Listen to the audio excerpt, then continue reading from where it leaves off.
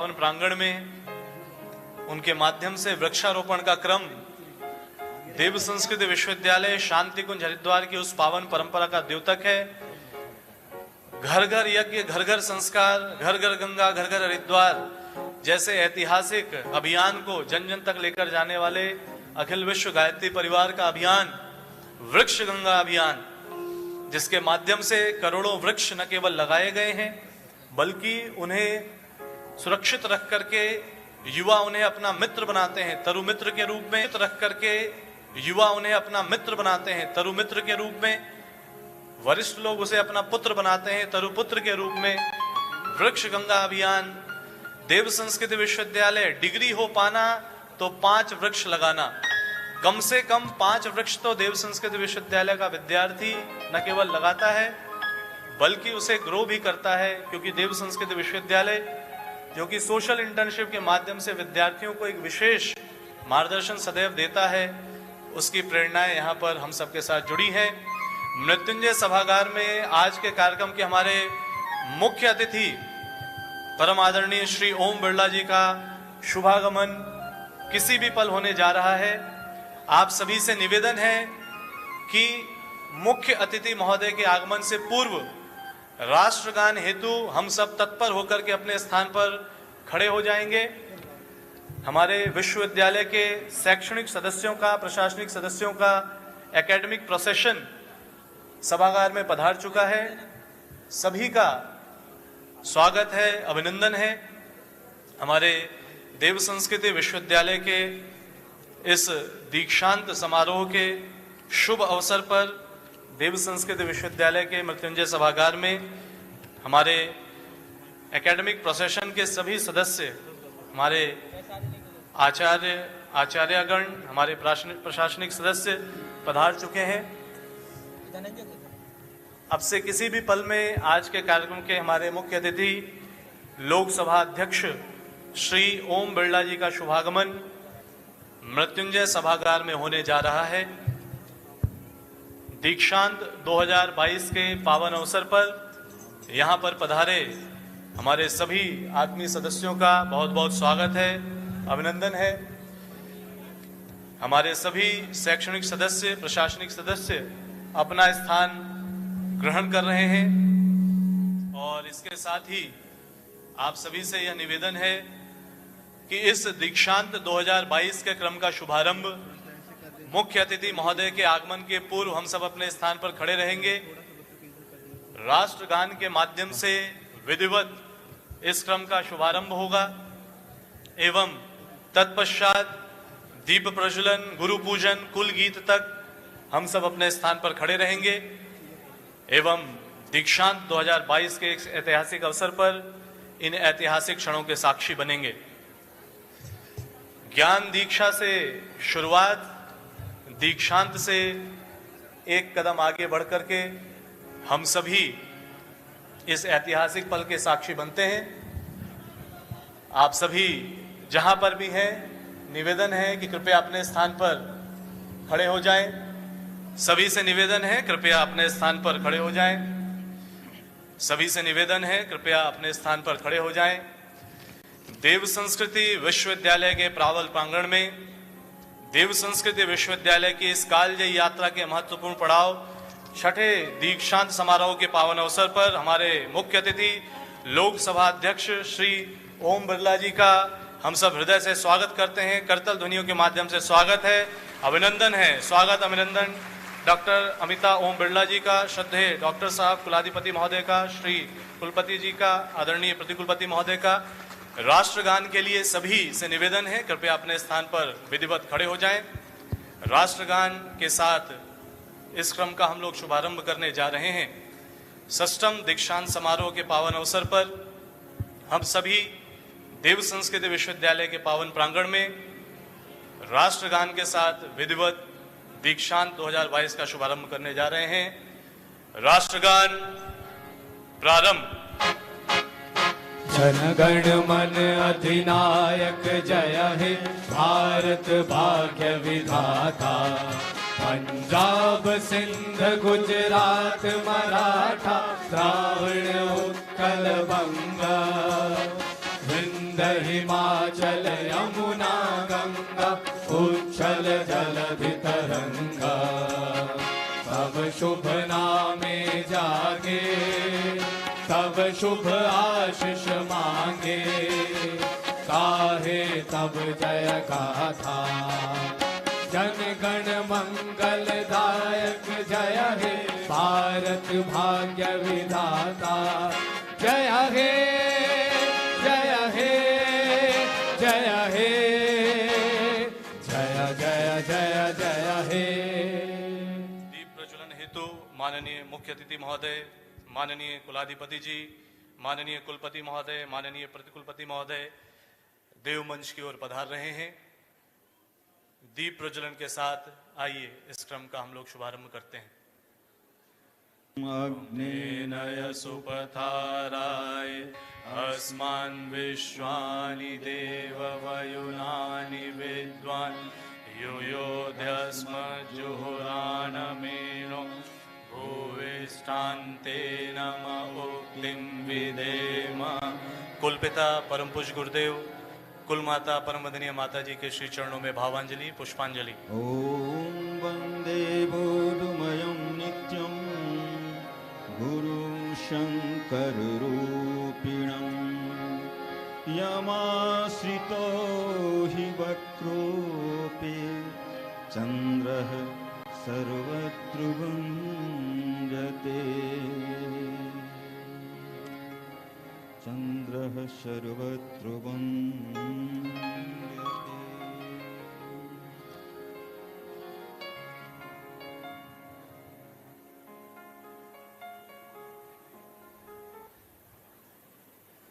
सभी से अनुरोध कि कृपया शांति बनाए रखें और माननीय अतिथियों से अनुरोध है कि वे कुलगीत के लिए अपने स्थान पर खड़े होने की अनुकंपा करें। कुलगीत प्रारंभ।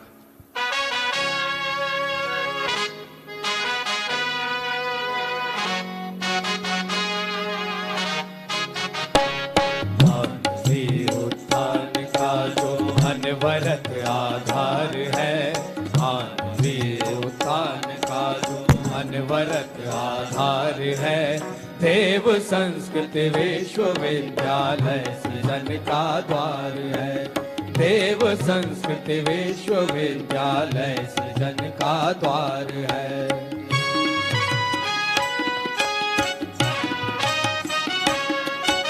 गोद गंगा की हिमालय की मिली छाया से, दिव्य वातावरण में पोषित मिली काया से।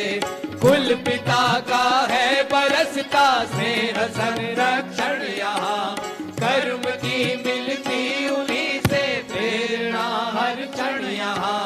कर्म की मिलती उन्हीं से प्रेरणा हर क्षण यहाँ। कुल जनन की दिव्य मृदु ममतामयी रसधार है, देव संस्कृति विश्वविद्यालय सृजन का द्वार है। देव संस्कृति विश्वविद्यालय सृजन का द्वार है।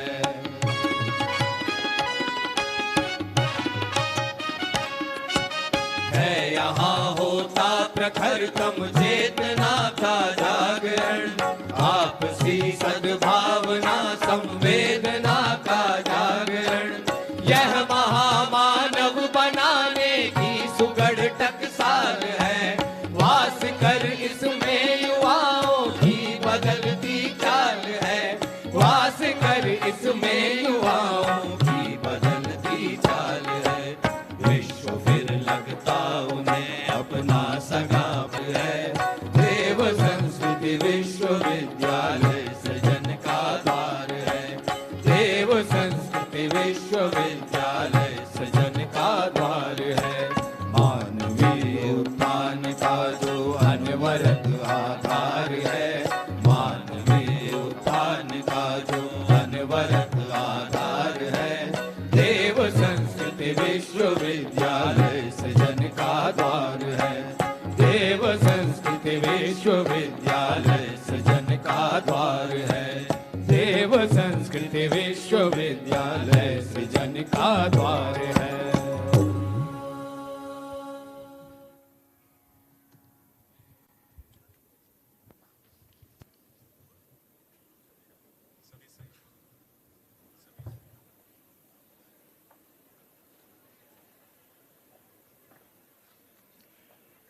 मैं माननीय कुलाधिपति महोदय से निवेदन करता हूं कि वे दीक्षांत समारोह के शुभारंभ करने की घोषणा करने की कृपा करें।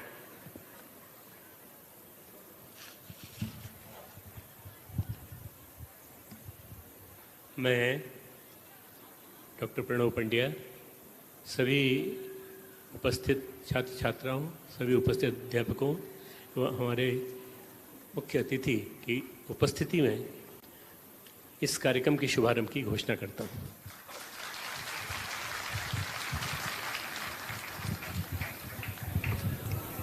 माननीय कुलपति जी से आग्रह है कि वो विश्वविद्यालय का प्रगति प्रतिवेदन प्रस्तुत करने की कृपा करें। सभी से निवेदन है कि सभी अपने स्थान पर शांत होकर स्थिर चित्त के साथ बैठ जाएं।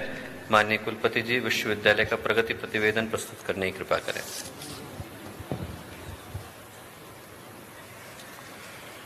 माननीय कुलाधिपति महोदय की अनुमति से मैं अपना प्रतिवेदन प्रस्तुत करता हूं। इस विश्व में दो ही सत्ताएं नियंत्रण करती है, एक है गुरु सत्ता और मातृसत्ता। मैं गुरु सत्ता और मातृसत्ता को वंदन करते हुए मैं अपना प्रतिवेदन प्रस्तुत करता हूं। ओम श्री गुरुवे नमः। देव संस्कृति विश्वविद्यालय के 6वें दीक्षांत समारोह में आप सभी का स्वागत करते हुए मुझे हर्ष की अनुभूति हो रही है। विश्वविद्यालय के कुलपति होने के नाते मैं सबसे पहले अपने आराध्य गुरुसत्ता के प्रति नतमस्तक हूँ, जिन्होंने 21वीं सदी की नालंदा और तक्षशिला स्थापित करने का सपना देखा और अपने सूक्ष्म संरक्षण में उसे साकार रूप भी दिया।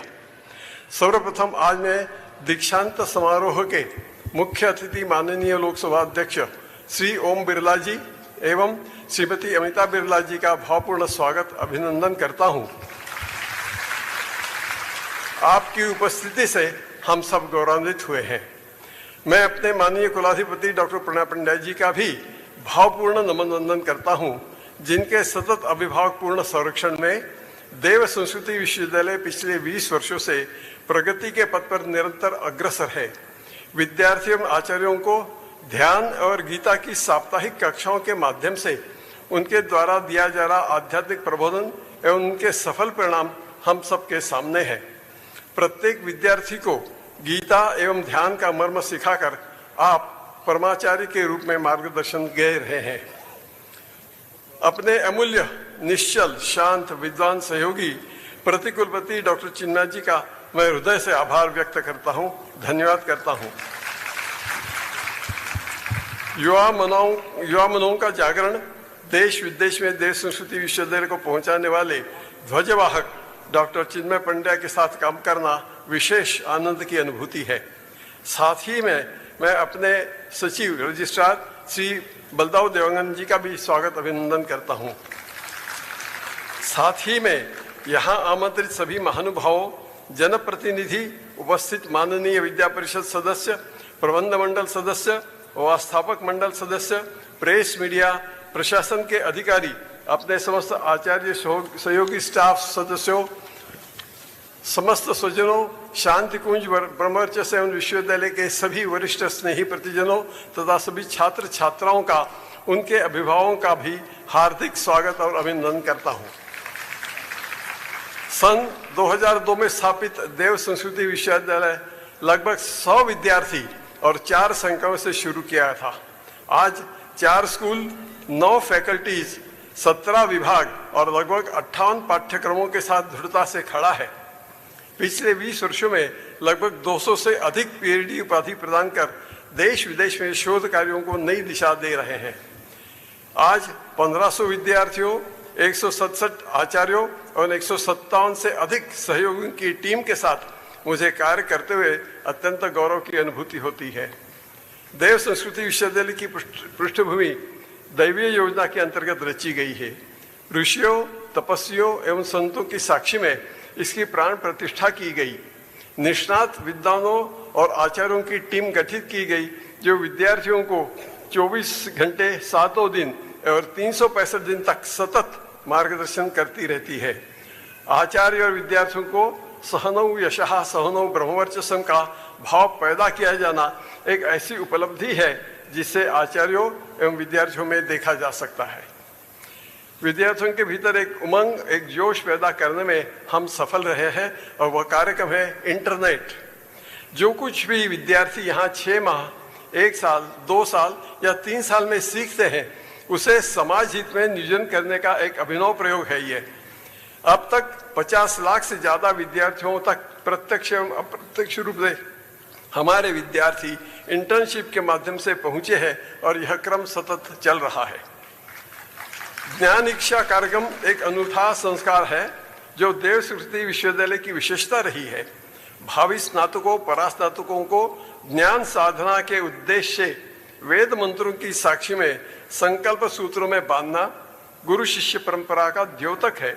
इसका सुखद परिणाम यह है कि हमारे विद्यार्थी ज्ञान योग्यता अर्जन के पश्चात इस विश्वविद्यालय में ही सेवारत रहने की प्रतीक्षा करते हैं। देश, समाज और विश्वविद्यालय की सेवा में लगे हुए ऐसे तरुण, उत्साही नवयुवक नवयुवतियों को मैं अपनी शुभेच्छाएं देता हूं। विश्वविद्यालय में सांस्कृतिक प्रस्तुतियों की एक अनूठी श्रृंखला है। प्रतिवर्ष शतारंभ के अवसर पर प्रवेश पाए 9 विद्यार्थियों को ज्ञान दीक्षा का शुभारंभ देव संस्कृति विश्वविद्यालय द्वारा किया जाता है। ज्ञान दीक्षा देने के बाद में उनके जीवन की रचना करने का एक बहुमूल्य कार्य शुरू हो जाता है। उन्नयन कार्यक्रम के माध्यम से आने वाले विद्यार्थियों का भावपूर्ण स्वागत किया जाता है, न कि यहाँ पे कोई रैंकिंग की जाती है। उत्कर्ष कार्यक्रम के माध्यम से गणेश उत्सव, दुर्गोत्सव आदि उत्सवों की, त्योहारों की सामूहिक से जुड़ जाना एक सुखद अनुभव है। उत्सव कार्यक्रम के रंग में समूचे विश्वविद्यालय का रच जाना, खेल कूद, सांस्कृतिक कार्यक्रमों की बेहतरीन प्रस्तुति और अभ्युदय के माध्यम से छात्र छात्राओं का सर्वांगीण विकास साधने का प्रयास होता रहता है। आपको बताते हुए हर्ष होता है कि विभिन्न राष्ट्रीय एवं अंतर्राष्ट्रीय योग प्रतियोगिताओं में विद्यार्थियों द्वारा स्वर्ण, रजत पदक अर्जित किए जा रहे हैं। उल्लेखनीय है कि अंतर विश्वविद्यालय योग प्रतियोगिता में देव संस्कृति विश्वविद्यालय की टीम द्वारा स्वर्ण पदक प्राप्त किया गया है। यह संपूर्ण उत्तराखंड राज्य के लिए गौरव की बात है। एशिया में बाल्टिक शिक्षण केंद्र तथा south Asian institute of peace and reconciliation की भी विश्वविद्यालय में स्थापित किया गया है। इस विश्वविद्यालय को world wide accreditation of yoga organization ने उन 5 संस्थाओं में चयनित किया है जो अमेरिका एवं भारत में स्थित अन्य योग संस्थाओं का प्रशिक्षण करती है।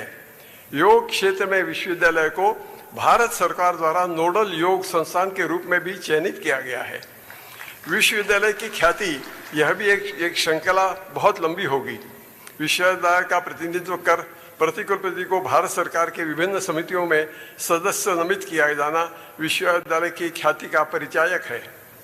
70 से अधिक विश्वविद्यालयों के अंतर्राष्ट्रीय संस्थानों में और उनके साथ MOU भारतीय संस्कृति के प्रचार प्रसार शोध संस्थान या क्षेत्र के अंदर किए गए हैं। यह बताते हुए हार्दिक प्रसन्नता होती है कि देव संस्कृति विश्वविद्यालय द्वारा भारत सरकार के उन्नत भारत अभियान के अंतर्गत प्रतिभाग करते हुए 5 गांवों को गोद लेकर ग्रामीण विकास पर कार्य किया जा रहा है। शिक्षा एवं विद्या की दृष्टि से इस विश्वविद्यालय में मुख्य विषयों के पठन पाठन के साथ साथ ही जीवन प्रबंधन, लाइफ मैनेजमेंट तथा अध्यात्म और विज्ञान के समन्वय के वैज्ञानिक अध्यात्मवाद अर्थात साइंटिफिक स्पिरिचुअलिटी जैसे विषयों को के माध्यम से व्यक्तित्व का विकास पूर्ण विकसित करने का प्रयास किया जाता है। आज इस दीक्षांत समारोह में कुल 2670 से अधिक विद्यार्थियों को उपाधि प्रदान की जाएगी, जिनमें PhD के 70 विद्यार्थी, स्नातकोत्तर 890 विद्यार्थी, स्नातक स्तर के 1230, डिप्लोमा के लिए 134, प्रमाण पत्र के लिए 364 आदि विभिन्न उपाधियां प्रदान की जाएगी। इसी के साथ साथ 6 विश्वविद्यालय स्वर्ण पदक और 136 विभागीय स्वर्ण पदक विभिन्न विषयों में प्रथम स्थान प्राप्त करने वाले विद्यार्थियों को प्रदान किए जाएंगे। अंत में मैं यही कहना चाहूँगा कि पाठ्यक्रम के विषय में साथ ही योग, यज्ञ, ज्ञान और उच्च स्तरीय प्रशिक्षण द्वारा विद्यार्थियों के सर्वांगीण विकास को तत्पर देव संस्कृति प्रगति के पथ पर अग्रसर है और आप सभी के सार्थक सहयोग से ऋषि सत्ताओं के सूक्ष्म आशीर्वाद से आने वाले दिनों में नए सोपान विकसित करके नए कीर्तिमान स्थापित करने की अपेक्षा रखते हैं। मैं अपने प्रतिवेदन को समाप्त करता हूँ। ओम शांति ही शांति ही शांति। धन्यवाद महोदय। माननीय प्रतिकुलपति जी से अनुरोध है कि दीक्षांत समारोह की पृष्ठभूमि से अवगत कराने की कृपा करें। धन्यवाद गोपाल। मित्रों, परम पूज्य गुरुदेव परम वंदनीय माता जी की दिव्य उपस्थिति को साक्षी मानते हुए माँ गायत्री के महामंत्र के साथ मैं अपनी बात को आरंभ करना चाहता हूँ। माँ गायत्री का ये पावन मंत्र मानवीय चेतना के ऊर्ध्वगामी आरोहण का मंत्र है और जिस ईश्वरीय तत्व को, जिस शक्ति को, जिस चेतना को ये मंत्र समर्पित है, वो न केवल हमारे प्राणों को प्रकाश, पवित्रता और प्रखरता से स्पंदित करती है, बल्कि उस मार्ग पर चलने के लिए हमारे कल्याण के पथ को प्रशस्त भी करती है, जिधर बढ़ने पर शव शिव में बदलता है, नर नारायण में बदलता है, इंसान भगवान में बदलता है और पशु परमात्मा में बदलता है। स्थिर चित्त के साथ, शांत मन के साथ उस शक्ति का आवाहन करें जो सद्ज्ञान की, सद्भाव की, सन्मार्ग की, सत्कर्म की, सत्प्रवृत्तियों की देवी हैं। माँ गायत्री का पावन मंत्र साथ साथ।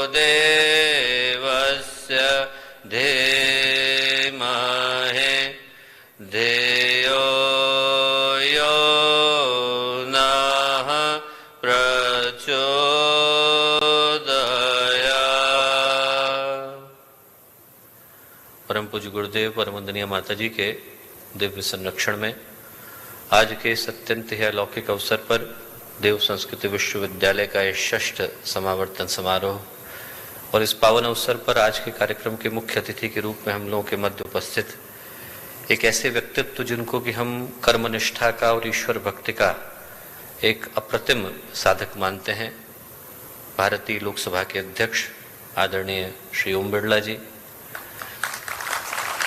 उनके साथ यहाँ पर उपस्थित हम लोगों की अपनी अनन्य पेशे से चिकित्सक पर कर्म की दृष्टि से भक्ति के शिखर पर विराजमान आदरणीय डॉक्टर अमिता बिरला जी,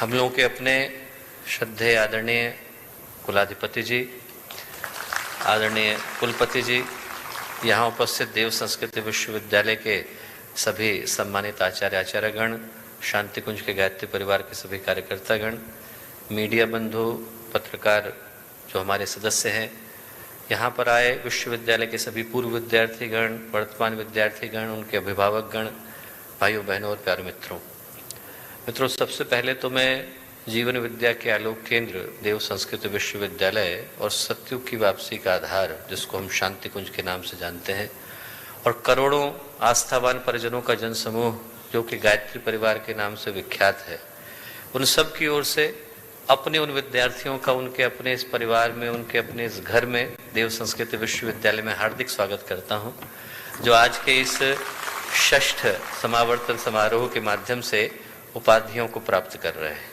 और इसलिए भी करता हूं क्योंकि दीक्षांत समारोहों का, ग्रेजुएशन सेरेमनीज का, कन्वोकेशन सेरेमनीज का हिस्सा बन पाने का अवसर तो भारत के लगभग हर विश्वविद्यालय में मिलता है, पर एक अलौकिक आध्यात्मिक अनुष्ठान का अंग बन पाने का सौभाग्य मात्र गंगा की गोद में, हिमालय की छाया में, गुरुदेव की तपस्थली में, महाकाल के मंदिर के पास इस देव संस्कृति विश्वविद्यालय में ही मिल पाता है। और आज के इस सौभाग्य के लिए मैं उनको हार्दिक बधाइयाँ देता हूँ, क्योंकि आज के इस आध्यात्मिक अनुष्ठान के माध्यम से 2 चीज़ें एक साथ घट रही हैं।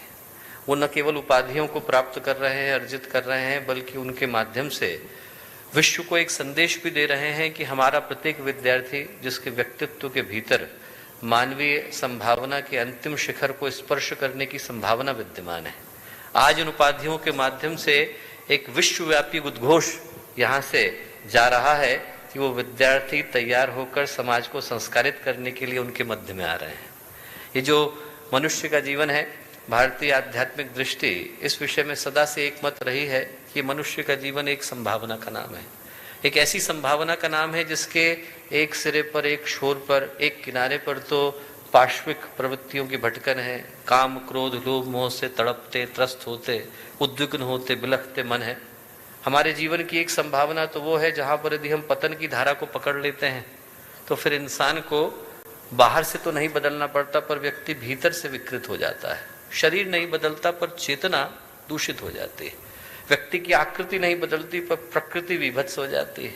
व्यक्ति की संरचना नहीं बदलती पर उसकी भावनाएं जानवर की तरह से हो जाती हैं। दिखता वैसे ही है, बोलता वैसे ही है, सुनाई जाती हैं। दिखता वैसे ही है, बोलता वैसे ही है, सुनाई वैसे ही पड़ता है, पर यदि उसके पास जाएं तो नकारात्मकता की बू आती है, दुर्भावनाओं का विष अनुभव होता है। हमारे जीवन की एक संभावना वो है जिसमें हमारा जीवन पाप की, पतन की, पराभव की परिभाषा बन जाता है, और दूसरी संभावना वो है जिसमें शरीर नहीं बदलता पर चेतना परिष्कृत हो जाती है, परिमार्जित हो जाती है, परिशोधित हो जाती है। व्यक्ति का व्यक्तित्व प्रकाशित हो जाता है और वो उस संभावना का प्रतीक बन जाता है जिसको गुरुदेव ने शांति कुंज के केंद्र स्थल पर लिखाया, मनुष्य में देवत्व का उदय, धरती पर स्वर्ग का अवतरण। और वो जो संभावना है जहां पर हर व्यक्ति के अंदर वो देवत्व की संभावना विद्यमान है, उसकी आशा, उसकी अपेक्षा, उसकी अभिलाषा हर उस विद्यार्थी से की जाती है जिसके हाथ में आज आप देव संस्कृति विश्वविद्यालय की उपाधि को सुशोभित होता हुआ देख रहे हैं।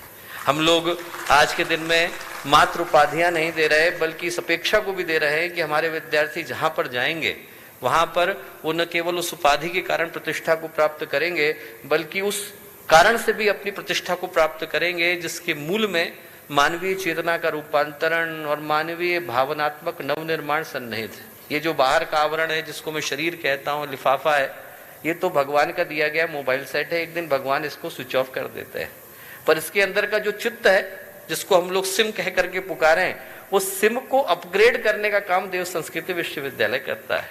और ये मेरा पूरा विश्वास है कि जिन भी विद्यार्थियों ने यहाँ से उस शिक्षा को, उस विद्या को, उन जीवन मूल्यों को ग्रहण किया है, वो जहां जाएंगे वहां पर समाज के मध्य में इसी उद्घोष को लेकर के जाने वाले हैं कि हम लोगों की शिक्षा, हम लोगों की विद्या, हम लोगों का जीवन गढ़ने का तरीका किसी सामान्य संस्थान के अंदर नहीं घटा है, और वो जहां पर जाएंगे वहां पर अपनी उपस्थिति से प्रकाश की नई लहरों को जन्म देने वाले हैं। ये जो क्रांतिकारी युवा है जिनको देव संस्कृत विश्वविद्यालय के अंदर गढ़ा गया है, जब बात क्रांति की आती है तो लोग समझते हैं कि बात कहीं बाहर आग लगाने की हो रही है। नहीं, देव संस्कृति विश्वविद्यालय के विद्यार्थी बाहर आग नहीं लगाते तो भीतर आग लगाते हैं। हमारे विद्यार्थी तो वो है जिनके अंतस में लौ जल उठी है, और ये जहां जाएंगे वहां पर अपनी उपस्थिति से सवेरा करने वाले हैं।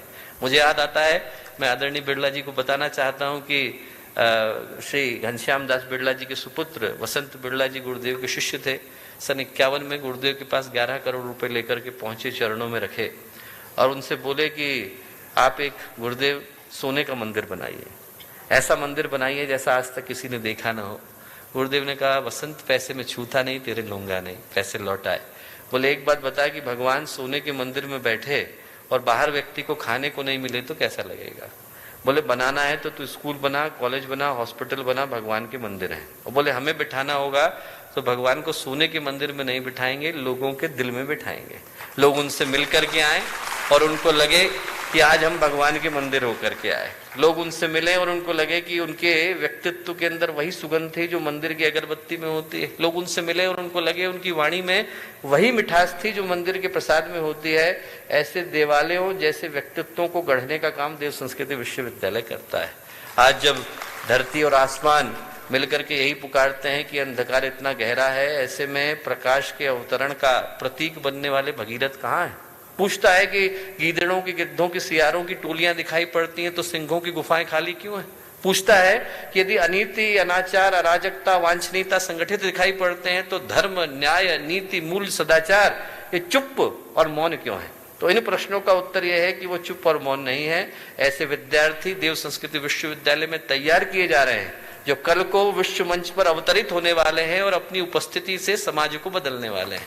ये वो विश्वविद्यालय है जहां पर हम लोग मात्र साक्षरता नहीं सिखाते, सार्थकता भी सिखाते हैं। जहां पर व्यक्ति को पैसे के साथ पवित्रता सिखाई जाती है, जहां पर व्यक्ति को धन के साथ धन्यता सिखाई जाती है, और जहां पर आपको वैभव के साथ व्यक्तित्व को निखारना सिखाया जाता है।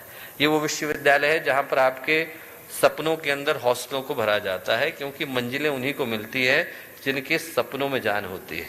पंखों से कुछ नहीं होता, हौसलों से उड़ान होती है। जिनके हौसलों के अंदर दम है वो ऊंचाई को छू पाते हैं। और आज के दिन में यही प्रार्थना करूंगा कि जितने भी विश्वविद्यालय के विद्यार्थी हैं वो जिन उपाधियों को लेकर के यहाँ से जा रहे हैं वो उन ऊंचाइयों को छुएं जहां पर उनकी ऊंचाई के आगे हिमालय बौने पड़ जाएं, जहां पर उनकी ऊंचाई के आगे समंदर छोटे पड़ जाएं और उनकी ऊंचाई के आगे सितारे सिमट करके रह जाएं। प्रार्थना ये करूंगा कि आप लोग जहां पर जाएं वहां पर दुखियों का सहारा बने, वहां पर भटकों के लिए इशारा बने और वहां पर अंधेरों के लिए सवेरा बने। यही प्रार्थना पूज्य गुरुदेव से है, वंदनीय माता जी से है, माँ गायत्री से है। आपकी उपस्थिति लोगों के अंदर उत्साह को, उमंग को, उल्लास को जन्म दे, ऐसी प्रार्थना गुरु सत्ता से है। बहुत सारा धन्यवाद, शुभकामनाएं। अब मैं माननीय मुख्य अतिथि महोदय से निवेदन करूंगा कि वो हम सबको और यहाँ पर उपस्थित सभी आमंत्रित अतिथियों को अपने दीक्षांत अभिभाषण से अनुग्रहित करने की कृपा करें।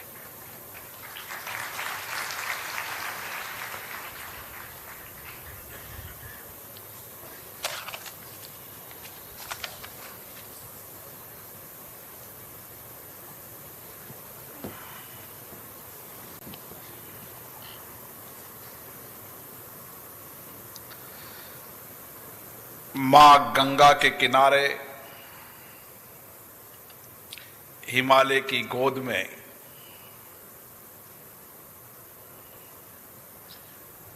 ये देवभूमि का शांति कुंज, जहां से इस तपोभूमि से, तप और तपस्या की भूमि से हम युग बदलना है और व्यक्ति निर्माण की एक संस्कृति, संस्कार, दिशा लेकर जाएंगे।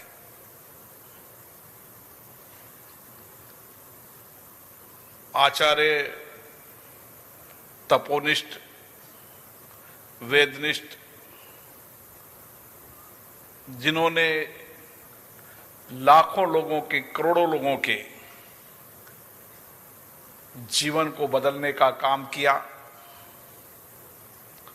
आध्यात्मिक के माध्यम से, संस्कृति और संस्कार के माध्यम से,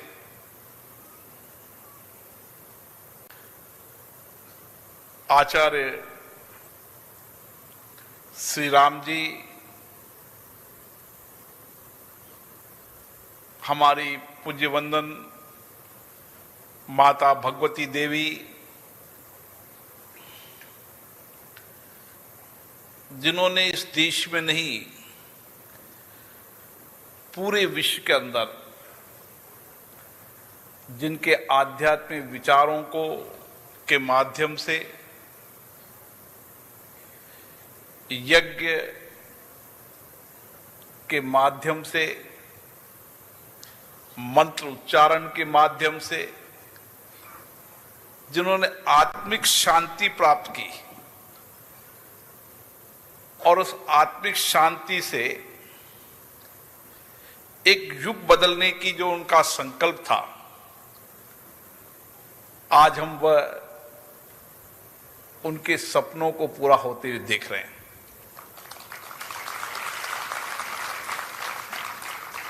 और उसी देवतुल्य विचारों से, उन देव सपनों से उन्होंने एक ऐसे विश्वविद्यालय की स्थापना की जो हमारे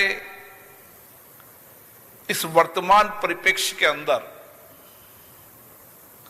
जब किसी को पता नहीं था कि एक दौर आएगा जब भौतिक युग का दौर आएगा, शिक्षा में भौतिक शिक्षा का युग आएगा, लेकिन उस समय उन्होंने देखा था कि दुनिया के अंदर युग को परिवर्तन करना, व्यक्ति के जीवन का निर्माण करना है, उसको चरित्र को निर्माण करना है, तो एक ऐसे विश्वविद्यालय की आवश्यकता है जिस विश्वविद्यालय के अंदर आध्यात्मिक शिक्षा भी हो, आधुनिक शिक्षा भी हो और विज्ञान और टेक्नोलॉजी की शिक्षा भी हो, और एक ऐसा विश्वविद्यालय का विचार उनके मन में आया था जहां आध्यात्मिक और विज्ञान का एक सम्मिश्रण करते हुए, और जिस विश्वविद्यालय का पढ़ने वाला विद्यार्थी केवल शिक्षा प्राप्त न करे, मौलिक रूप से उसके जीवन के अंदर उसका जीवन परिवर्तन आध्यात्मिक मूल्यों से हो, भारतीय संस्कृति से हो, जो तपोवेद ज्ञानी आचार्य जी का विचार था, उन विचारों से ओतप्रोत नौजवान विद्यार्थी निकले। और उस देव संस्कृति विश्वविद्यालय की स्थापना के बाद हमारे कुलधिपति डॉक्टर प्रणय पांडे जी ने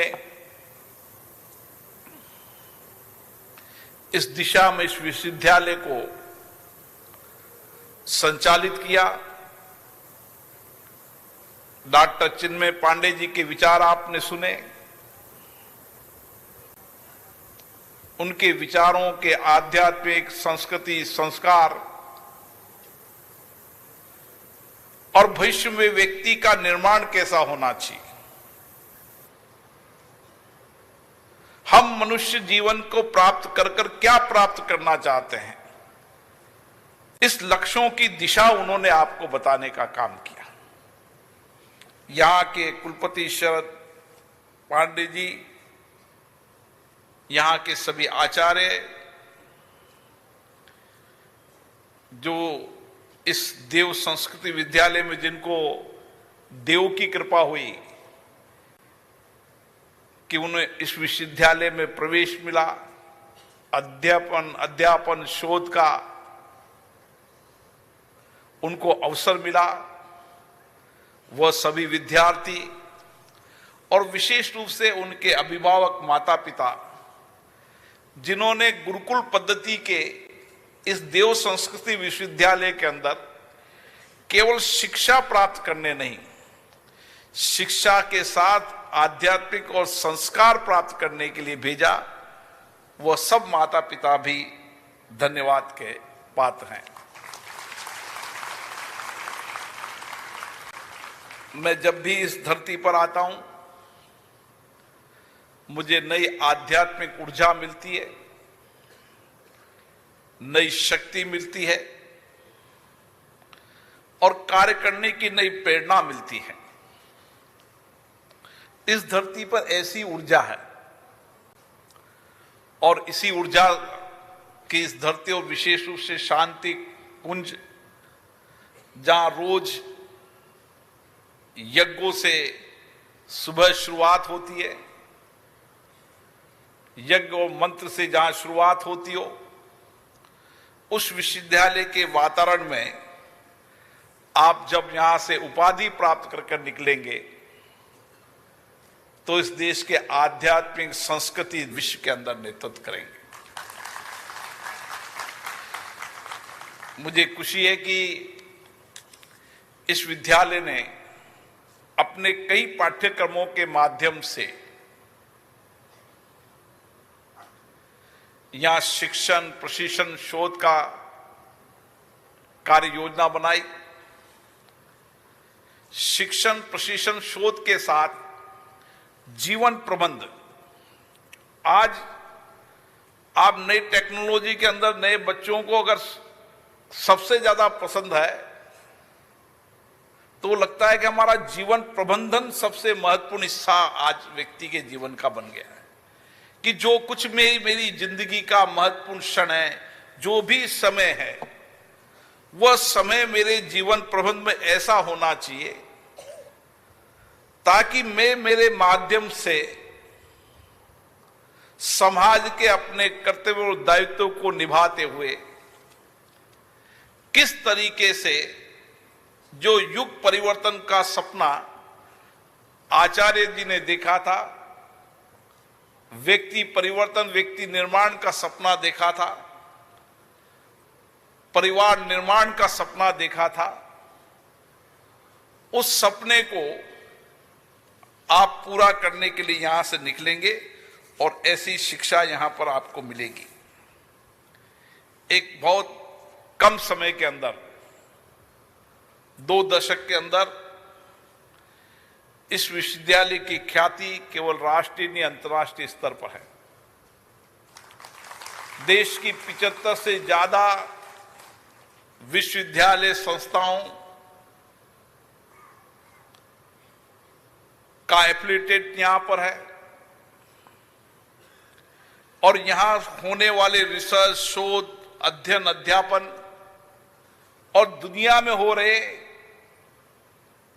शोध, अध्ययन, अध्यापन के संयुक्त कार्य योजना के माध्यम से आपको एक अच्छी शिक्षा और एक अध्ययन, अध्यापन करने का एक सर्वश्रेष्ठ अवसर इस देव संस्कृति विश्वविद्यालय में मिल रहा है।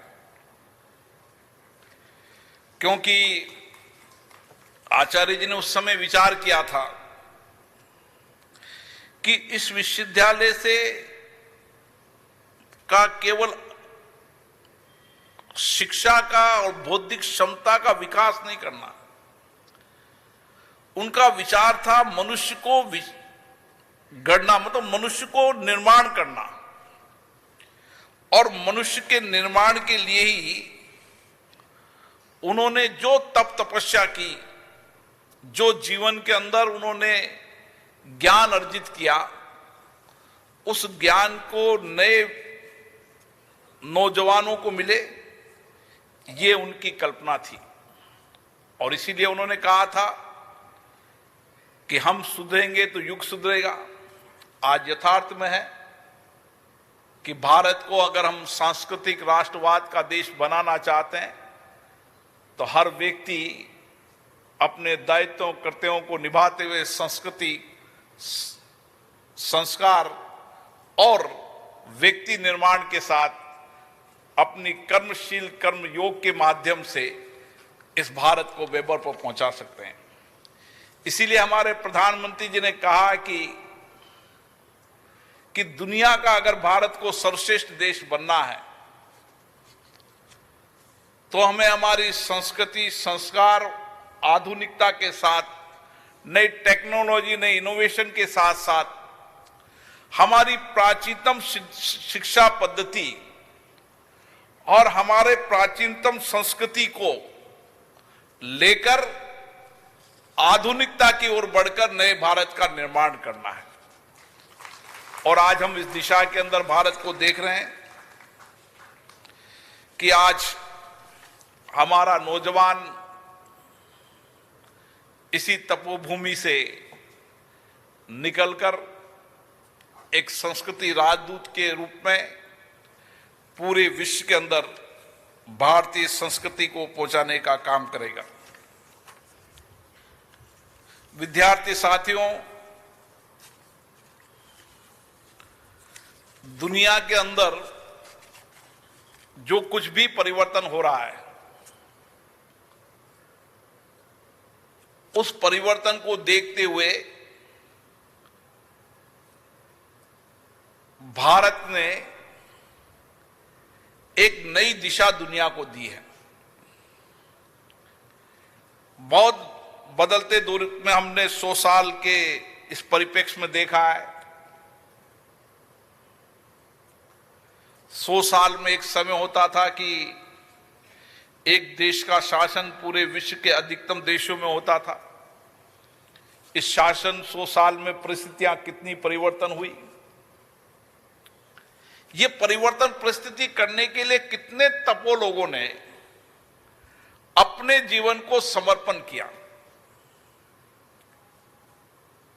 पहले आजादी की लड़ाई लड़ी। आजादी की लड़ाई जहां एक तरफ हमारे कुछ क्रांतिकारी थे, कुछ आध्यात्मिक थे, कुछ लेखक थे, पत्रकार थे। आचार्य जी ने अपने ज्ञान अमृत के माध्यम से आजादी के उस समय आंदोलन में योगदान दिया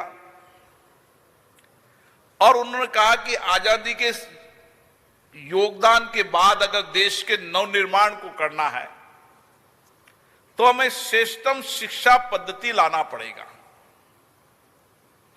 और श्रेष्ठतम शिक्षा पद्धति लाने के लिए जैसा डॉक्टर चिन्मय जी ने कहा कि एक श्रेष्ठतम विद्यालय महाविद्यालय का निर्माण होना चाहिए, ताकि जो आने वाली पीढ़ी का हम निर्माण करना चाहते हैं,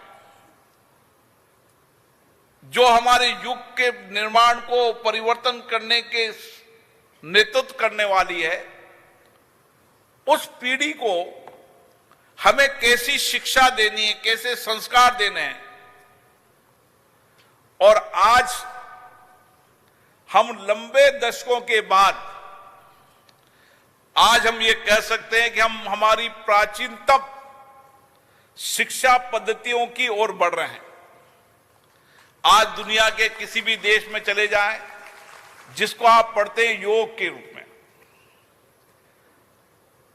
आज अंतर्राष्ट्रीय योग के रूप में पूरा देश ये मानने लगा है कि व्यक्ति के स्वास्थ्य के लिए योग जीवन की सर्वश्रेष्ठ पद्धति है।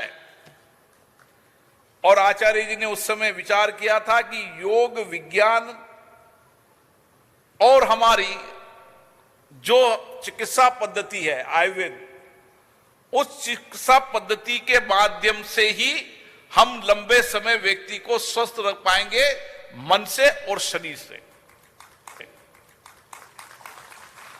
और इसीलिए आज इस देव संस्कृति विश्वविद्यालय के अंदर आपने देखा होगा कि इसी तरीके की शिक्षा आपको मिल रही है, जिसके अंदर ज्ञान भी है, विज्ञान भी है,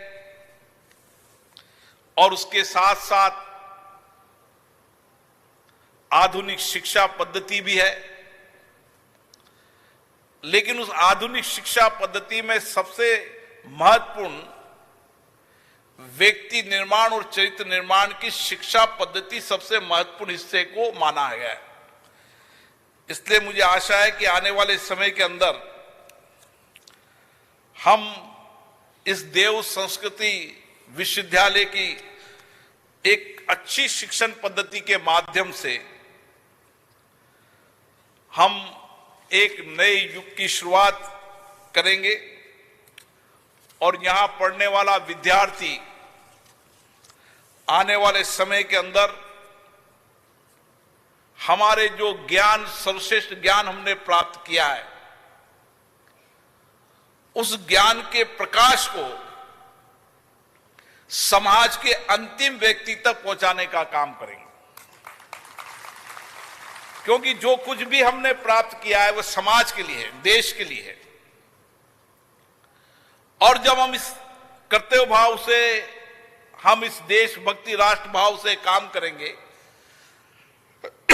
कि जो कुछ भी मैंने शिक्षा, अध्ययन, अध्यापन, शोध प्राप्त किया है, उसका मैं उपयोग समाज के जीवन बदलने में लगाऊं। एक अच्छे विश्वविद्यालय से पढ़ने का जो ज्ञान मुझे प्राप्त किया, उसकी ज्ञान की ज्योति के प्रकाश को, समाज के ज्ञान की ज्योति के प्रकाश को समाज के अंतिम व्यक्ति के जीवन में उजाला करूं। यही हमारा समर्पण और सेवा का भाव होना चाहिए। और मुझे आशा है, क्योंकि यहां पर पढ़ने वाले विद्यार्थी के मन में आध्यात्मिक, धर्म और संस्कृति और आचार्य जी का दिया हुआ संदेश हमारे जीवन में नया परिवर्तन करेगा। और मुझे आशा है कि एक हम श्रेष्ठ युवा बनेंगे और श्रेष्ठ युवा बनाने का काम का संकल्प यहां से लेकर जाएंगे। और जिस तरीके से 20 वर्षों के अंदर देव संस्कृति विश्वविद्यालय ने अंतर्राष्ट्रीय स्तर पर इस विश्वविद्यालय का कीर्तिमान हासिल किया है, जो आपने यहाँ अध्ययन, अध्यापन, शोध, रिसर्च किया है, उस रिसर्च शोध का लाभ आने वाली पीढ़ी को मिले,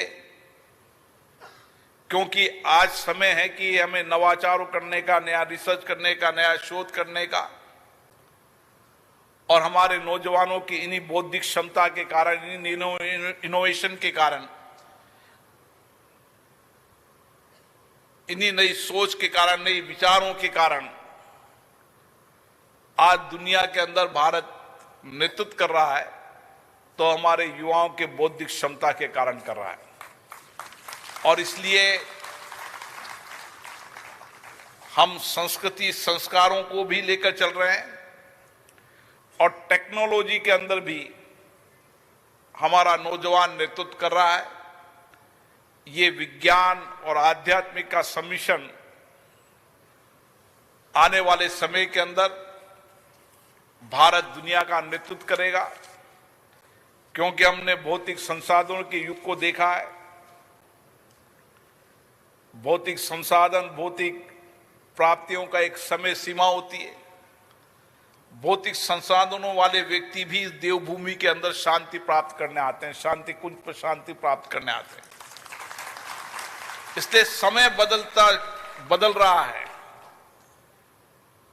और इस बदलते समय के अंदर उस समय आचार्य जी ने एक दूरदृष्टि के माध्यम से जो देव सपना देखा था, मुझे लगता है कि आज वो देव सपना पूरा होता जा रहा है। और मैं यहां जो मेरे सामने देख रहा हूं, जिस तरीके से हमारे युवाओं को, युवा महिला विद्यार्थियों को, हमारे आचार्यों को, जिन आचार्यों ने तप, तपस्या, समर्पण, सेवा से इस शांति कुंज पे अपने जीवन को समर्पित किया है। मैं ऐसे हजारों परिवारों को जानता हूं मेरे इलाके के अंदर, जिन्होंने अपने परिवार को, धन धन्य सबको छोड़ दिया, जिनके पास करोड़ों की संपत्तियां हैं, वो शांति कुंज में आकर सेवा का काम करते हैं। मैं ऐसे कई परिवार को जानता हूं,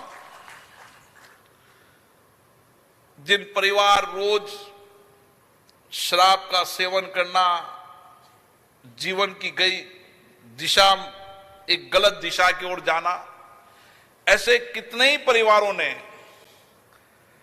आचार्य जी के विचारों से, उनके संदेश से, उनके तप तपस्या के कारण उन परिवार पूरा का पूरा त्याग कर और आचार्य जी की सेवा में लगे। और उन्होंने केवल अपना तप तपस्या नहीं की, उन्होंने पूरा जीवन शांति कुंज को दे दिया, गायत्री परिवार को दे दिया। और आज इसीलिए भारत के अधिकतम इलाकों के अंदर गायत्री परिवार के इस आध्यात्मिक संस्कृति, यज्ञ, मंत्र और यज्ञ से पैदा होने वाली ऊर्जा, उसके कारण भारत में नहीं, दुनिया के कई देशों के अंदर मैं जाता हूं तो वहां गायत्री परिवार के लोग मुझे मिलते हैं। तो मुझे गर्व होता है कि हमारे आध्यात्मिक और संस्कृति के राजदूत आज दुनिया के अधिकतम देशों के अंदर है। आचार्य जी की प्रेरणा से निकले हैं, और एक समय आएगा जब आध्यात्मिक संस्कृति के हमारे राजदूत भारत के यश, गौरव को दुनिया में बढ़ाएंगे। और जो हमने एक समय दुनिया को विचार दिया था कि आध्यात्मिक संस्कृति और धर्म के माध्यम से ही व्यक्ति का निर्माण हो सकता है, उस संकल्प को हम पूरा होते देखेंगे। आप सभी को बहुत बहुत धन्यवाद। पुनः मैं कुलपति जी प्रणय पांडा जी को बहुत बहुत धन्यवाद देता हूं, डॉक्टर चिन्मय पांडे जी को, कि आपने मुझे यहां पर बुलाकर आप सबसे मिलने का मौका मिला। मुझे भी नई ऊर्जा मिली, नई प्रेरणा मिली, ताकि मैं इस लोकतांत्रिक संस्थाओं के माध्यम से देश और समाज के अंतिम व्यक्ति के जीवन में हम सब सामूहिकता के साथ मिलकर किस तरीके से व्यक्तित्व निर्माण और स्यों को बदलकर स्यों को दायित्व कर्तव्यों को निभाते हुए किस तरीके से नए भारत का निर्माण कर सकते हैं। आप सभी को पुनः बहुत बहुत धन्यवाद।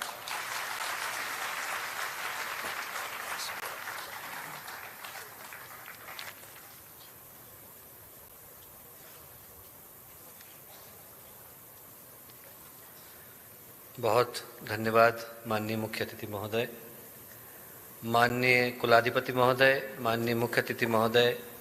मैं प्रतिकुलपति श्रीमान के सम्मुख वर्ष 2017, 2018, 2019, 2020, 2021 एवं 2022 के उन सभी विद्यार्थियों को प्रस्तुत करता हूं जिन्होंने विश्वविद्यालय स्तर पर सर्वोच्च अंक प्राप्त किए हैं।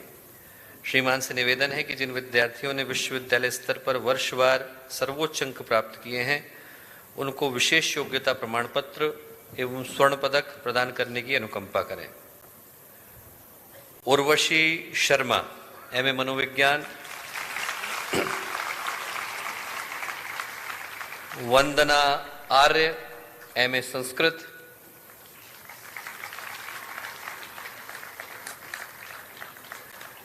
चित्रा कश्यप, बीएससी।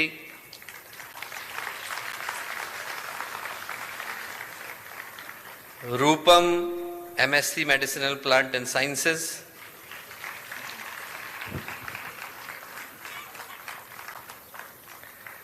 चित्रा कश्यप, एमएससी मनोविज्ञान।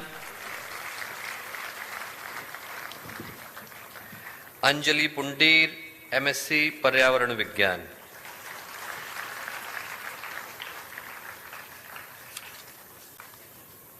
माननीय कुलाधिपति महोदय, माननीय मुख्य अतिथि महोदय, मैं प्रतिकुलपति श्रीमान के सम्मुख वर्ष 2017, 2018, 2019, 2020, 2021 एवं 2022 के उन सभी विद्यार्थियों को प्रस्तुत करता हूं जिन्होंने विभागीय स्तर पर सर्वोच्च अंक प्राप्त किए हैं। विभागवार स्वर्ण पदक प्राप्त करने वाले समस्त विद्यार्थी कृपया अपने स्थान पर खड़े होने का कष्ट करें।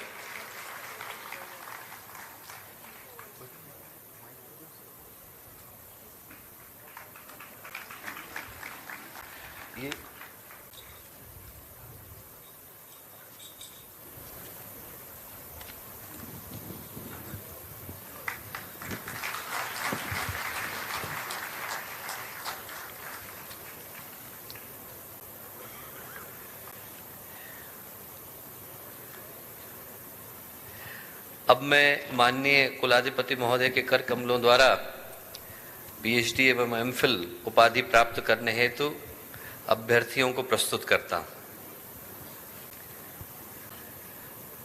डॉक्टर गुंजन शर्मा,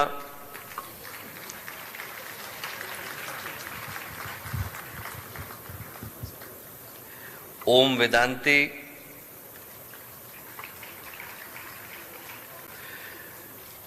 अभिषेक कुमार दुबे,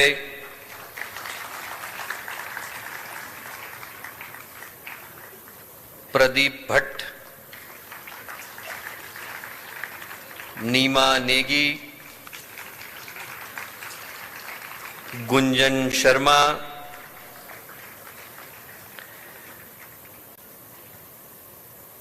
प्रणव तिवारी, मेधावी सैनी, अनामिका पंत, डॉक्टर अवनीश कुमार उपाध्याय, मनोरंजन त्रिपाठी,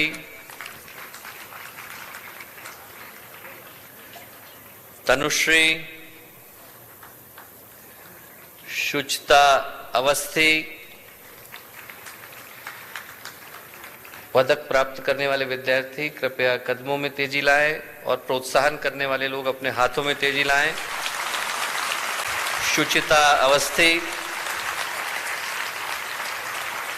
अमित शुक्ला,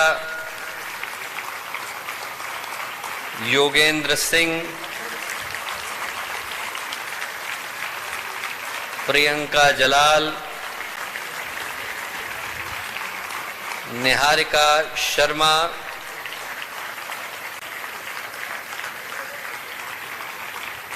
पूर्णा शुक्ला,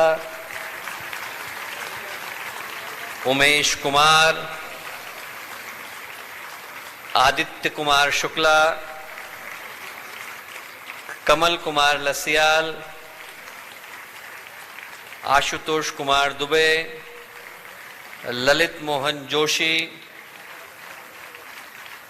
पार्थ गौतम,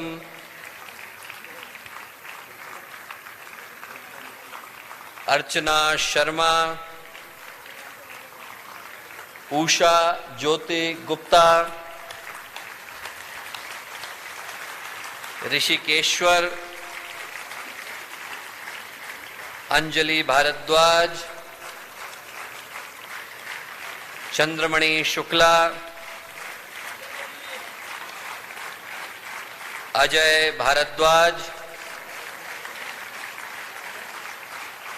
अलका मिश्रा,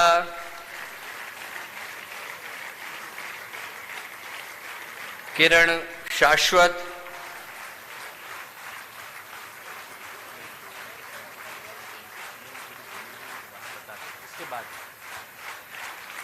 रश्मि नेगी, भानु प्रकाश उनियाल, अजन पाल, गीता, अश्विनी कुमार, विनय कुमार शर्मा, ललित राज सिंह, रश्मि, रिम्पी, मीनाक्षी उनियाल, अनीता पंडा, ज्योति, हरीश चंद्र पुनेठा, ममता द्विवेदी, श्रीधर बाबू अदांगी, मोहित कुमार, कीर्ति। कृपया अनुभव कराते रहें कि 2000 विद्यार्थी इस सभागार के अंदर उपस्थित हैं। अर्चना कुमारी, नमल बांद्रा, ऋचा चंदेल, सुरेंद्र पाल, अभिषेक तिवारी, दुर्गेश चंद्र द्विवेदी, मोटलानी,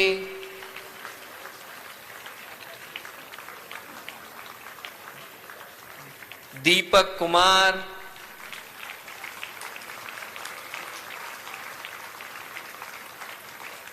अनुषा त्यागी, इंदु सक्सेना, रिद्धि साहू, मनु, ज्वलंत भावसार, चंद्रशेखर पटेल, जितेंद्र कुमार यादव, जयपाल सिंह राजपूत, योगी राज यादव, शरद तिवारी, जीनिया सोफट, नंद किशोर, शिवांगी शर्मा, रजत पांडे, शिवांशु अग्निहोत्री, गूंज और तपस्या।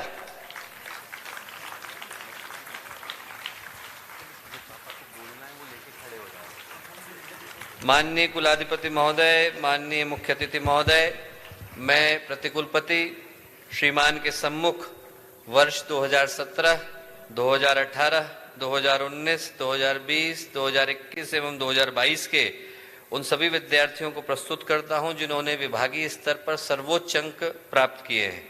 विभागवार स्वर्ण पदक प्राप्त करने वाले समस्त विद्यार्थी कृपया अपने स्थान पर खड़े हो जाएं। इस विश्वविद्यालय के कुलाधिपति होने के नाते मुझे जो अधिकार प्राप्त है उनका प्रयोग करते हुए मैं आपको सर्वाधिक अंक प्राप्त करने पर विभागीय स्वर्ण पदक प्राप्त करता हूँ।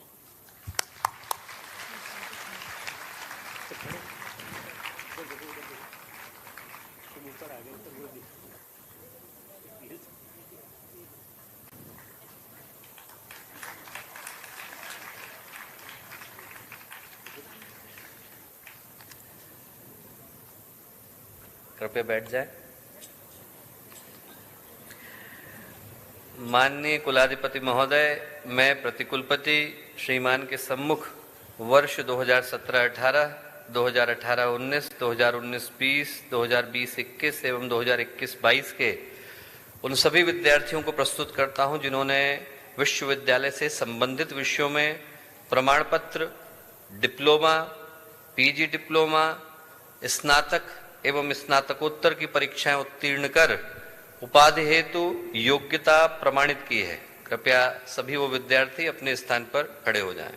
इस विश्वविद्यालय का कुलाधिपति होने के नाते मुझे जो अधिकार प्राप्त है उनका प्रयोग करते हुए मैं आपको इस विश्वविद्यालय की प्रमाण पत्र की उपाधि देता हूं और आदेश करता हूं कि आप अपने पुरानी जीवनचर्या व्यवहार में सदैव अपने को उपाधि के अनुरूप परिणित करेंगे। कृपया सभी विद्यार्थी अपने स्थान पर खड़े रहें। माननीय कुलाधिपति महोदय, आपसे निवेदन है कि समस्त उपाधि धारकों को, जिसमें पीएचडी गोल्ड मेडल वाले विद्यार्थी भी सम्मिलित हैं, वो भी अपने स्थान पर खड़े हो जाएं ताकि माननीय कुलाधिपति महोदय उनको अनुशास्ति प्रदान कर सके। ये जो मंत्र मैं बोलने जा रहा हूँ, ये भाई खड़े होने में पूछना नहीं कैसे खड़े होते हैं, खड़े हो जाओ। सभी विद्यार्थी अपने स्थान पर खड़े हो जाएं। पीएचडी वाले विद्यार्थी भी अपने स्थान पर खड़े हो जाएं। दीक्षा के समय आपको मंत्र दिया गया था, उस मंत्र को आपने फॉलो किया और पास करके यहाँ से निकले। मैं बोल रहा हूँ मंत्र, उसको आप दोहराएंगे। अग्ने व्रतपते व्रतम चरिष्यामि तत्ते प्रब्रवीमि तच्छकेयम तेन अर्धया समेत अहम अनंतात सत्यम उपेमी। बैठ जाए।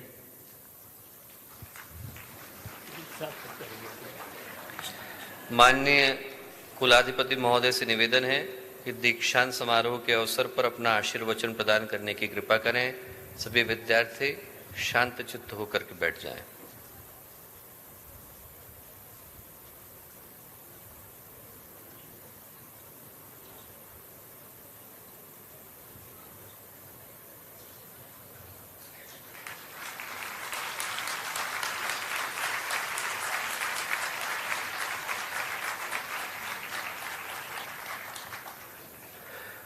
परम पूज्य गुरुदेव और परम वंदनीय माता जी की सूक्ष्म उपस्थिति में इस विश्वविद्यालय के विशाल प्रांगण में आज इस छठे दीक्षांत समारोह में यहाँ विराजमान हमारे मुख्य अतिथि माननीय श्री ओम बिरला जी, श्रीमती बिरला, उनकी बिटिया और हमारे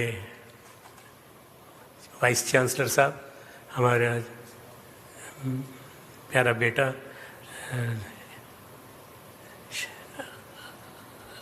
जिसने इतनी कुशलता के साथ सारा किया है काम, चिन्मय पंड्या, और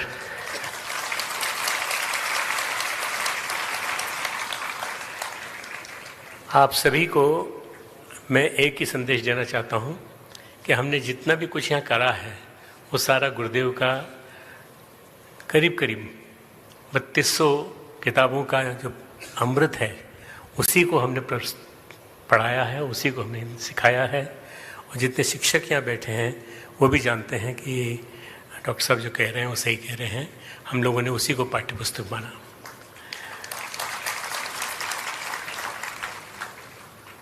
यहाँ पर जो स्वाध्याय कराया जाता है, यहाँ पर जो बच्चे पढ़ते हैं, उनके अलावा मैं भी क्लास लेता हूँ इनकी। मैं प्रति सप्ताह 2 क्लासेस लेता हूँ, योग और हमारी जो मुख्य विधा है जिसके माध्यम से हम लोग कर रहे हैं पूरा प्रयास एक देव मानव बनाने का, वो इसमें हम करते हैं। तो ये जितना भी कुछ हो रहा है यहाँ, सारा गुरुदेव की ही प्रेरणा है। हम लोग निश्चित रूप से बड़े सौभाग्यशाली हैं कि हमको उनका वाणी का अमृत भी सुनने को मिला, उनके पास बैठने की उपस्थिति भी मिली, और उसके बाद उनके महाप्रयाण के बाद वंदनीय माता जी की उपस्थिति मिली, और उसके बाद फिर हमको सारा साहित्य का संकलन करने का मौका मिला, जिसको हम कहते हैं परम पूज्य गुरुदेव का वाङ्मय 70 खंडों में। उसके बाद बाकी 38 खंड और आने वाले हैं, उनमें से 8 आ चुके हैं, बाकी भी आएंगे। संपादक मैं नहीं हूँ, पर हम सब ने मिलकर इसको बनाया है पूरा। देखते देखते इतना बड़ा बन गया, एक कंसेप्ट इतना जल्दी डेवलप हो गया कि मैं आदरणीय बिरला जी से ये कह रहा था कि अभी ये लोग जो यहाँ से जा रहे हैं, इनमें से कुछ आपकी संसद में भी आएंगे, और जब आएंगे तो आप वहाँ की संस्कृति को बदलता हुआ देखेंगे, पूरी की पूरी। जो आज संस्कृति है उसको आपने बहुत कुछ बदलने की कोशिश की है। आप कोटा से आते हैं, कोटा के रहने वाले हैं। कोटा में हमारा बहुत बड़ा सेंटर है। कोटा और कोटा के आसपास बहुत ज़्यादा लोग ऐसे हैं जो मिशन से जुड़े हैं, और राजस्थान, मतलब मैं क्या कहूँ,